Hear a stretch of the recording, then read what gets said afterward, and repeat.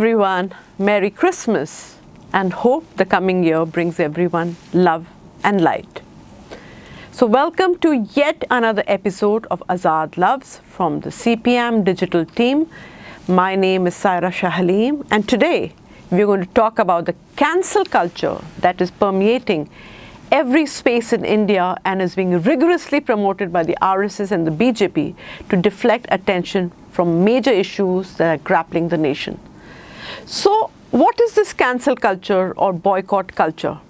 Well, cancel culture is a phrase contemporary to the late 2018 and early 2020s used to refer to a form of ostracism in which someone is thrust out of social or professional circles, whether it be online or social media or in person. So those subject to this ostracism are said to have been cancelled. The expression cancel culture has mostly very negative connotations and is used in debates, in free speech and censorship. Some critics argue that cancel culture has a chilling effect on public discourse, is unproductive, does not bring real social changes, causes a lot of intolerance and amounts to cyberbullying. Others argue that calls for cancellation are themselves a form of free speech and that they promote accountability, give disenfranchised people a voice. Now, whichever way we look at it, we need to understand what is the problem then. Well, the recent episode of boycott calls of the film Lal Singh Chaddha and with the soon-to-be released Pathan proves that weaponizing of Bollywood is absolutely complete. In BJP's second consecutive term, Bollywood is going all out to serve the Hindutva cause and the Hindutva project. Beginning with the disappearance of Urdu titles in the opening credits to portrayals that were covertly or blatantly Islamophobic, Bollywood has steadily been playing into the hands of the right wing, seeking to polarize filmmakers and filmgoers along religious lines. I mean, look at the priority of our lawmakers and legislators today. Instead of focusing on the inflation, unemployment, COVID cases, petrol price rise, the BJP leaders are perturbed about 𝑦𝒃𝒂𝒏𝒕 𝑪𝒐𝒎𝒏𝒕. Our saffron brigade has completely misinterpreted the lyrics and has taken offense and asserted that such an insult to the saffron color will not be tolerated.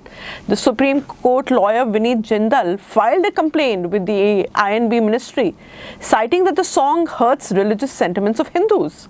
And the Vishwa Hindu Parishad national spokesperson Vinod Bansal demanded that the movie should be boycotted and banned. A Mahant of Ayodhya's Hanuman Ghadi Rajudas called for people to set fire to the theatres that screen the movie as the song has hurt so-called religious sentiments. MP Home Minister Narottam Mishra also raised issues against objectionable costumes in the song. BJP MLA Ram Kadam stated that the film that insults Hindutva will not be tolerated. Now, MP Ulema Board too took offence and called for a ban on the film.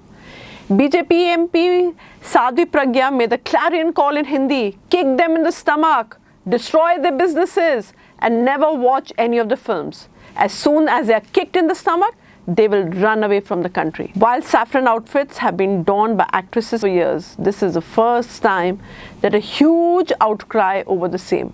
This has led to a few concluding that this boycott is a specifically targeted campaign against Shah Rukh Khan and Deepika. Producer and former censor board chairman Prahlad Nihalani questions that when the board has cleared the songs, why are the bhaks objecting to it? Shah Rukh Khan and Deepika are the citizens of the country and they have a right to do what they want. And they've not done anything wrong. When the censor board has cleared it, why are the bhaks objecting to it? Simply because they want mileage for themselves. That is what he thinks. Now, Swara Bhaskar, on the other hand, was quoted saying, "But we live at a time in India when communal rhetoric, bigotry, Islamophobia and hate are political currency. This foolish debate is proof of that. Ministers and elected representatives who are frankly should focus their attention on real issues of the constituents and the public We live in times when the ruling party and its ideological parent, the RSS, claim to be a champion of Hindus and claim to speak on behalf of all Hindus, which is patently untrue, lying, and the minions of that party are simply following that example. Well, this is how the lyrics have got misinterpreted.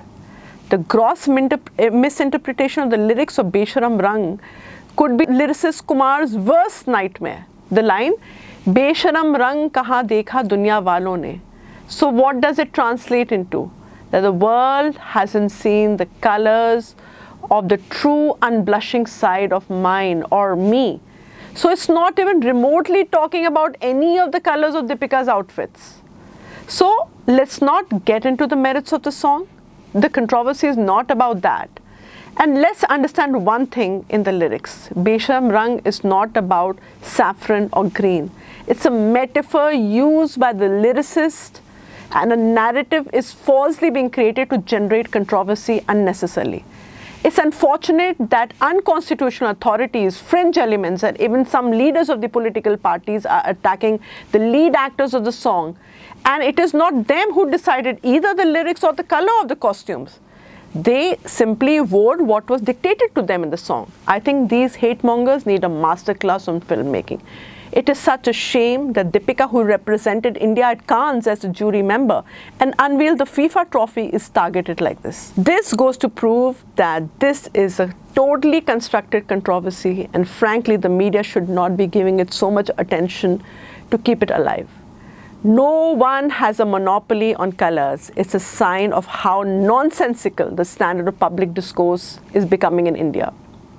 And anyone can claim anything that so-and-so is hurting the religious sentiments without any logic or rationale. So the lyricist of the song, Manoj Muntashir, he has said that it's certain that the makers of Pathan never intended to target either Hinduism or Hindutva or the color Bhagwa at all. And why would they do that? This will not benefit them from any controversy of this kind. Now we come to what is the future? What about the freedom of speech and expression of the country now after this controversy? At a time when creative liberties are questioned and faced with opposition from time to time, one can never be too conscious about their freedom of speech and expression. As filmmaker Mukesh Bhatt notes, that things have become unnecessarily polarized now, which is really sad. It is as if there is no value to the censor certificate, that such problems are being created. Whatever suits the ideology of the BJP and RSS, they do that and raise different issues. It's not good for the country and its democracy. Why did we fight for freedom years ago then? No one would want cinema to cross boundaries, and everyone has a role to play in it.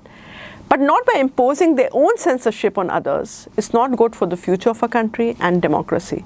It's like they're creating a smoke screen by raising such issues and diverting attention from core national issues. Mamta's government in West Bengal has set a similar example of autocracy. Police Minister Mamta's police arrested the professor who drew witty cartoons on current political scenario. Anik Datta's film Bhabishyatir Bhoot has been banned due to the same political reasons. The industry and artists have been forced to bow down to the government decisions. In fact, the film festival's Nandan area has been filled repeatedly with the pictures of megalomaniac Chief Minister Mamta Banerjee. So let's all join our hands to discourage this boycott culture. Not good for society, not good for the country in any way. Thank you.